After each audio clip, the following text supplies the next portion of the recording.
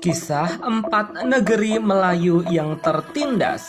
Ada yang terusir, ada yang menjadi minoriti di negeri sendiri, ada yang dipaksa murtad besar-besaran, ada pula yang terjajah hingga kini.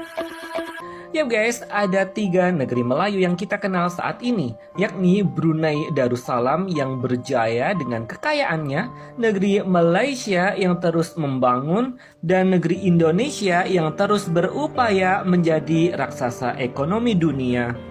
Selain Brunei Darussalam, Malaysia, dan Indonesia guys, ada 4 negeri Melayu yang mempunyai kisah menyedihkan. Mari kita bahas bersama. Negeri Melayu Singapura. Yuk guys, pada masa silam Singapura adalah pulau orang-orang Melayu. Pulau ini juga dikenal dengan nama Temasek dan pernah menjadi bagian dari kerajaan Sriwijaya. Dipercaya bahwa Singapura merupakan pusat kepemerintahan kerajaan Melayu sebelum diduduki oleh Sir Stamford Raffles dari Inggris. Pada masa Raffles guys, tercatat penduduk Singapura mencapai 6.000 orang, mayoritasnya adalah orang-orang Melayu Nusantara. Meski saat itu sudah ada orang-orang Tionghoa di Singapura. Seluruh kegiatan ekonomi Singapura saat itu berada di tangan orang-orang Melayu Nusantara, baik itu di perkebunan getah atau karet, pelayaran, perikanan, perdagangan, maupun pertambangan timah. Namun guys, ketika Singapura dikuasai oleh Inggris, banyak imigran-imigran asing datang ke sana. Yang paling banyak adalah bangsa Tionghoa dan Hindustan. Awalnya guys, orang-orang imigran dari Hindustan dan Cina itu juga bekerja menjadi kuli bersama penduduk pribumi Melayu Nusantara.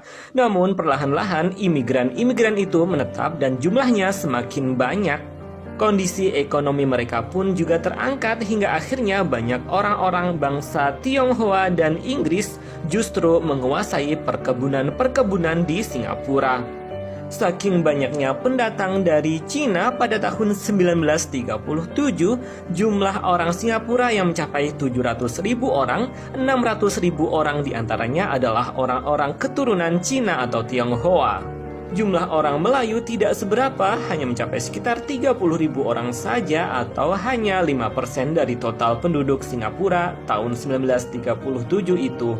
Meskipun berada di tanah Melayu, saat ini negeri Singapura seperti menjadi milik etnis Cina saja, bahkan secara spesifik milik keluarga dinasti Lee Kuan Yew yang menguasai Singapura sejak 1959. Pada abad 21 ini, jumlah orang Cina Singapura mencapai sekitar 75% dari total penduduk, adapun orang Melayu hanya mencapai sekitar 13% saja.